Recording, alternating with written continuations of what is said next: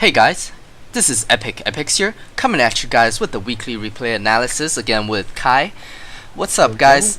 Yeah, so first we had the first pick, and the enemy team had the last pick. We're here, Jia Jia and friends, and basically we banned out the Bat Rider first because we don't like playing against that hero. Then they went ahead, banned out the Kato.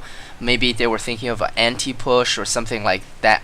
That they were thinking of a pushing lineup or something, and they didn't want us to have such strong high ground defense. And then we went ahead, banned out the Meg, thinking that leaving them a choice of either giving us the innate or perhaps banning out the perhaps banning out the Darkseer or some standard ban like that. They went ahead with the NA.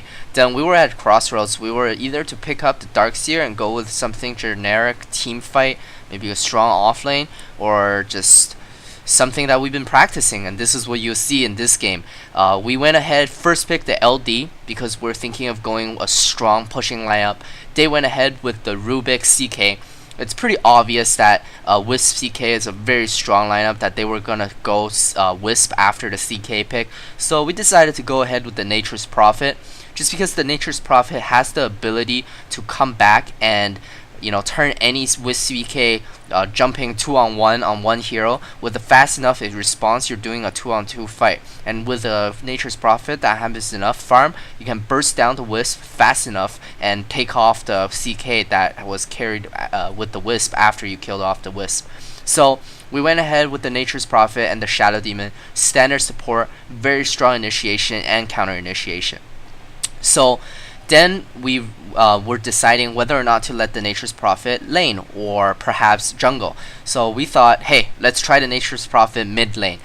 So we went ahead, banned out the Quap, the TA, as well as the Warlock. Three very strong mid heroes that work very well with the CK and that works very well with the CK for the other team. And they went ahead and banned out the Kanka, the Invoker, and the Seven. I was not too sure why they banned that. Kai, do you have any idea why they went ahead and with those bans? I think looking at the Kunkka, like from our lineup, it doesn't really show that we have a mid, and I guess they were afraid of what the Invoker would do to disrupt their objective, which was to cause chaos with the Wisp and CK going in, and then so they wanted to ban the Invoker out. Obviously for that reason, the Tornado EMP or even a Deafening would be huge against the Wisp's low HP, and also it's good crowd control for the CK. And I think banning their CK ban and the Sven ban was probably them thinking late game for cleaving down the Chaos Knight images after he gets his BKB up. And the Kunkka was just a combo for the Shadow Demon, I guess. It didn't seem like they had like a good strategy in mind, and they were just banning single heroes to counter like single, I guess. Like I think that actually makes sense because they knew exactly what they were gonna run, and they weren't sure what we were running. Because honestly, our picks is a bit weird, especially looking at the first three. You can't really guess what we're gonna do, so I guess they just picked off some synergies in the lanes. I mean, we knew they were going to pick a Clockwork. I was saying during the pick phase that they would definitely pick up the Clockwork, but we were also thinking that they would definitely pick up a Warlock, because in a lot of the pro games nowadays, with CK Clock is a very strong meta, usually followed up with a Warlock. So basically we were gonna go with the one of the lesser evils, and we thought, well, Clock's not as effective as the Warlock. So went ahead, let the Clockwork through. They went ahead, pick up the Clockwork, and here is what we were talking about. Because of our flexible picks with the Shadow Demon, we could easily pick up any hero. Kanka is a really great hero to go with the Shadow Demon, but so is Lina. So went ahead with the huge burst on the Lina. If you use Lina to get some of her nukes off onto the Wisp CK, you could easily take off the Wisp. Then the CK is stranded in an awkward position, and it's a great way to fight. So here's where it gets interesting. Recently I've been playing a lot of Juggernaut, and we saw, I believe, some Indonesian Dota professionals going for Juggernaut Lone Druid pushing strat, because the Juggernaut's healing ward is absolutely massive in conjunction with the Lone Druid. It's a percentage heal. it's a heal every minute that you can, sustain your lone druid summon spirit bear's health with the Chen. Disabling the Chen's ability to send back the lone druid spirit bear's unit, that actually hinders lone druid greatly. In the sense that you can no longer sustain the push with Chen's pushing skill. But with the Juggernaut heal, you no longer have that problem. And Juggernaut is a very strong laner with his early Blade Fury. He could easily rip apart the enemy long lane, enemy offensive tri lane even with the Shadow Demon Lina and Juggernaut. You could just do serious damage onto the opponents. So here, we see that the lineup is pretty much complete, and if I forward it for you guys just a little bit, you'll see that their last pick is the Puck. So why they picked up the Puck is basically they need a high mobility hero that can keep up with the Wisp CK that will be teleporting in. Any hero that basically goes in conjunction with their Wisp CK is a hero that can follow up with the Wisp relocate.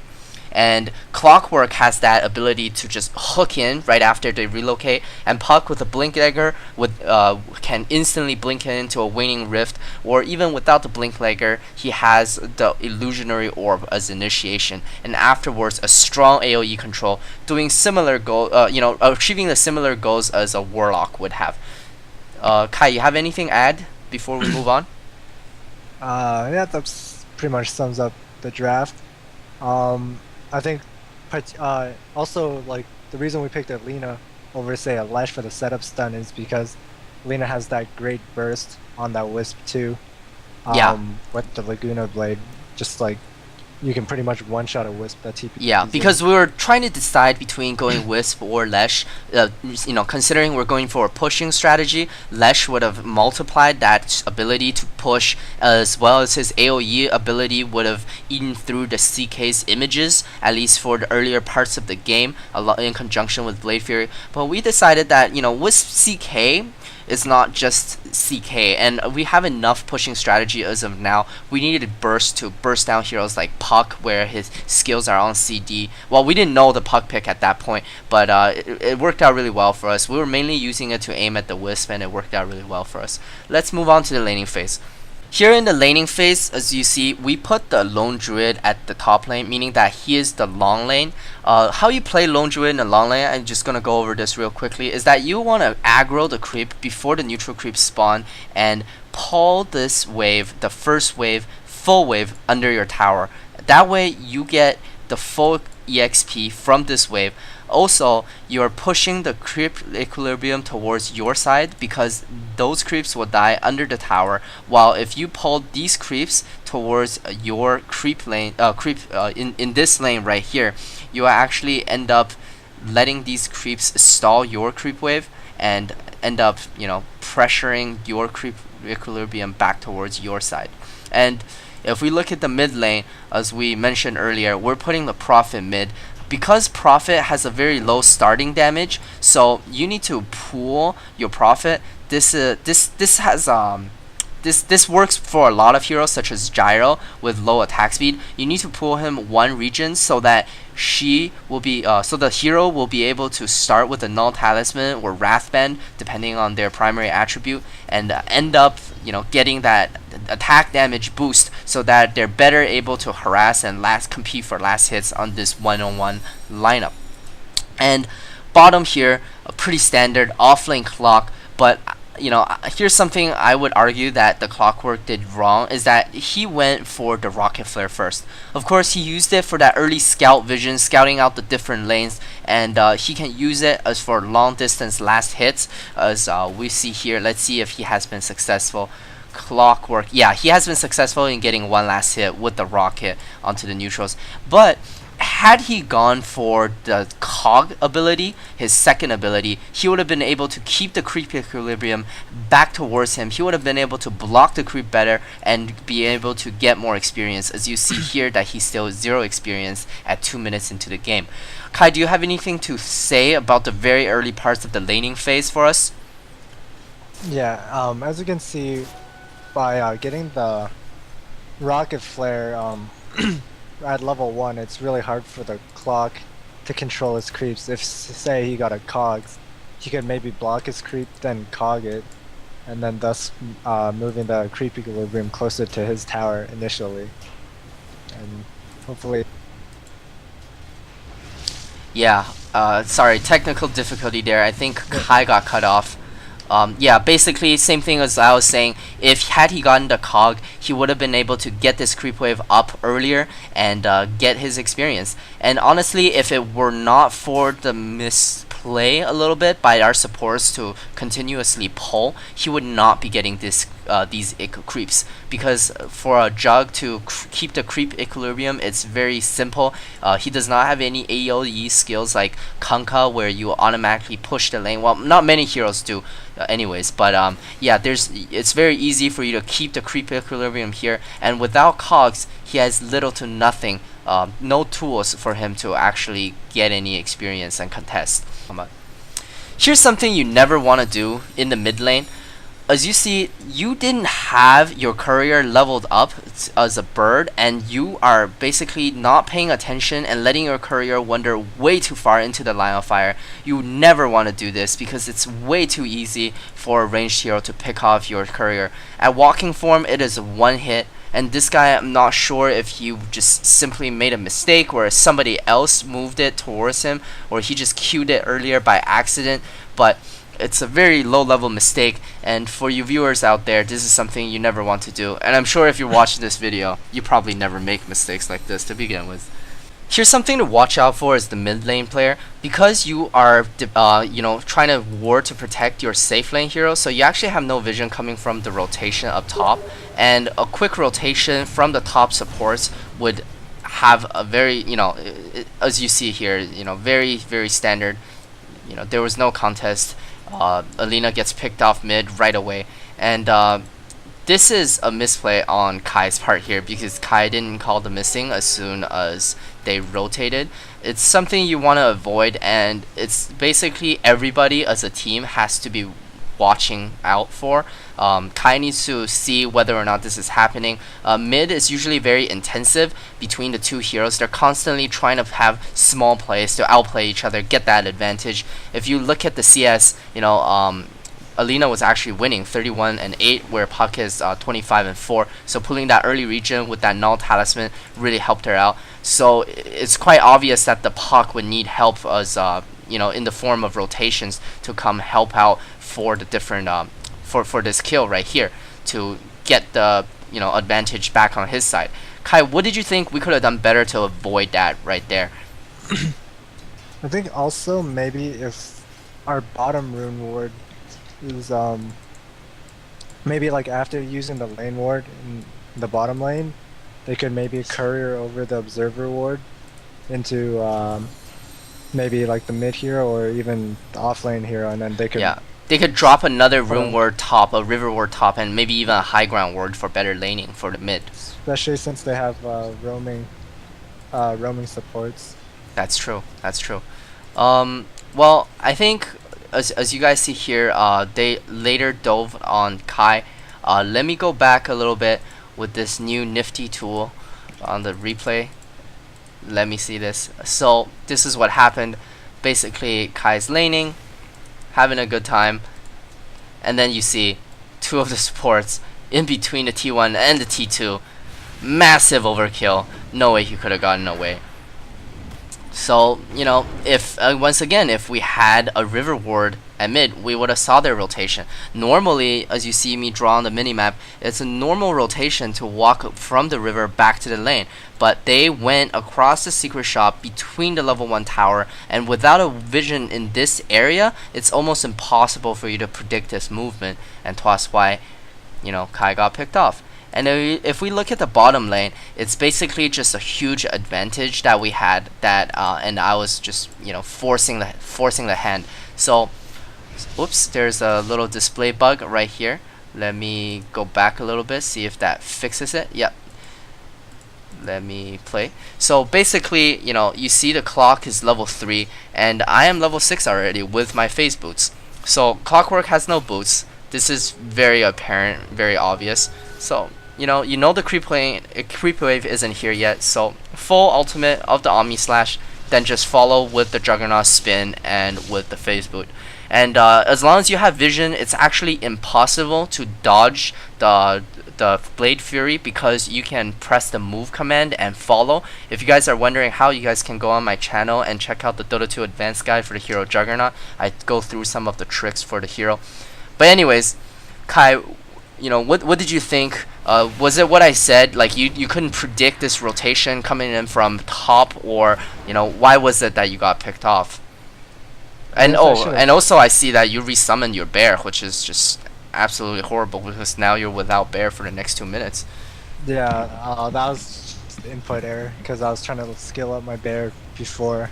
Oh, I see. And then, unfortunately, I resummoned the level 1 bear, which is an even longer cooldown. Oh, jeez. Well, was it just the lack of vision that kind of hurt you there, or was it something else? Well, it definitely didn't help, but I think I probably should have expected it. Like, the DK's movements were fishy, but I think since I was between the, like, I was so far up that even if I ran back at that point, I still would have been caught. I see. Okay. Well, you're the offlane player, so I didn't really know what was happening. I was just happily farming. As you see here, it's actually neck to neck within the the CS. We're winning a little bit in terms of team gold. Up by 1,500, but that's one tower, which is one quick team fight. So in the early parts of the game, this game was very even.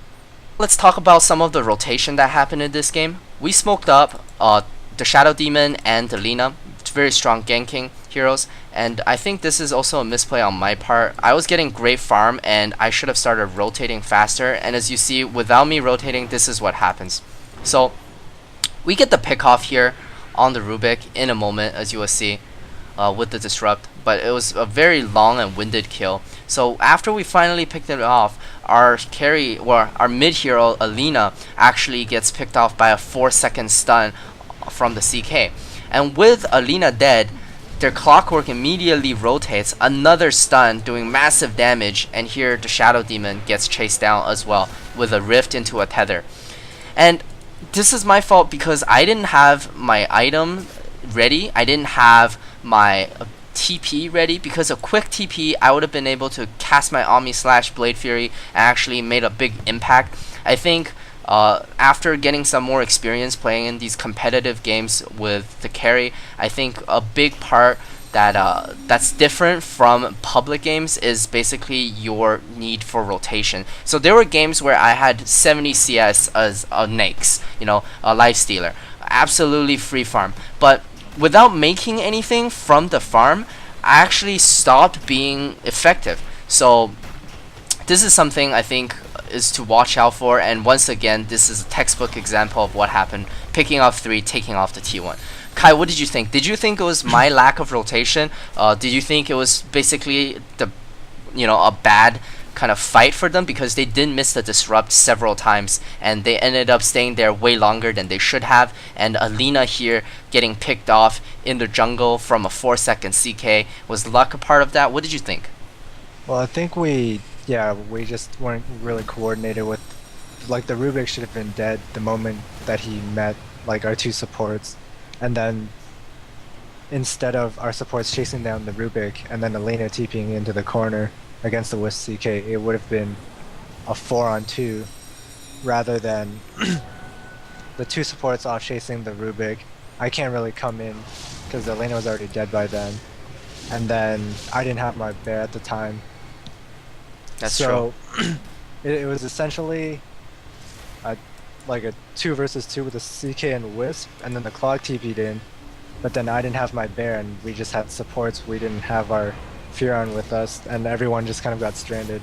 That's true. And as you guys see here, with my rotation, I can, waiting for that raining rift, sorry, not that, that reality rift, I can instantly tell when they're gonna, I can ulti, pick off the puck right away, pop in the drums with the phase boost, spin, full duration onto another hero, again, picking them off. And it's a clear win with the 4 of us as soon as my carry actually starts to be a part of the team fights. Kai, I think that's a big part of it, is that I have 70 CS, that's a big chunk of our gold, and if we're not using it, then effectively we're down. If we look at the net worth, I'm 5,000, so we have a 1,000 gold advantage. If I'm not rotating with the team, then we're basically behind by 4,000. And because they have a Wisp CK, so they're going to be very active in their rotations. Their farming hero, the CK with the 4,000 net worth, is always going to be in those team fights. Oh yeah, for sure. Plus Juggernaut is an aggressive hero in nature, and he's really strong in the early game. So there's no reason not to fight with him.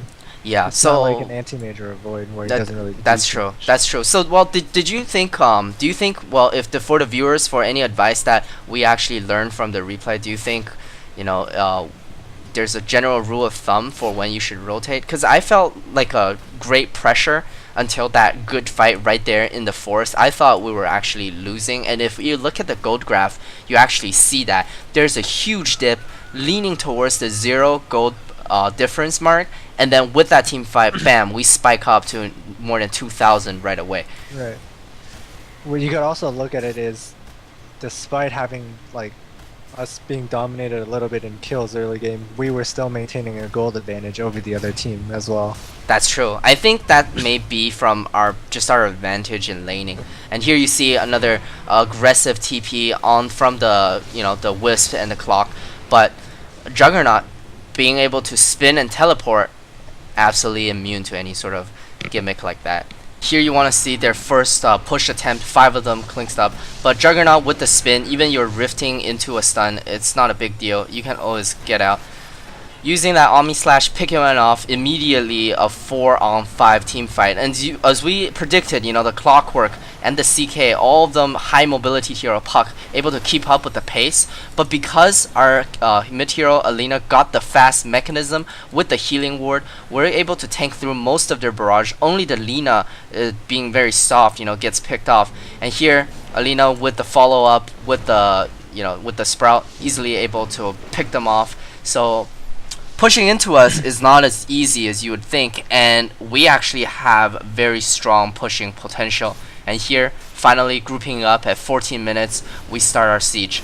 If I speed up just a little bit, you guys will see we take out the T1, no problem, and then we continue to push. So Kai, what do you think? Yeah. Since our off lane is a bear, while they were doing the 4 vs 5, the bear easily. Yeah, hey, I just want to mention really quickly here. I thought I was gonna get bursted down. Look at all that stuff. But with the healing ward inside, with the quick mech, I'm actually able to heal and tank again all of that damage. So, really paying off. Anyways, Kai, what were you saying?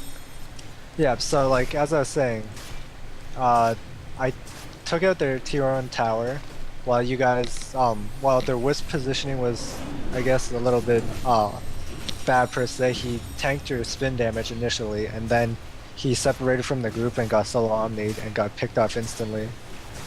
And then I think their Clock got picked off. By the time I TP'd in, we traded Alina for 2 of their heroes, and then I was able to come from behind and pick off 2 more, while Alina TP'd ahead, and we essentially traded 4 for 1.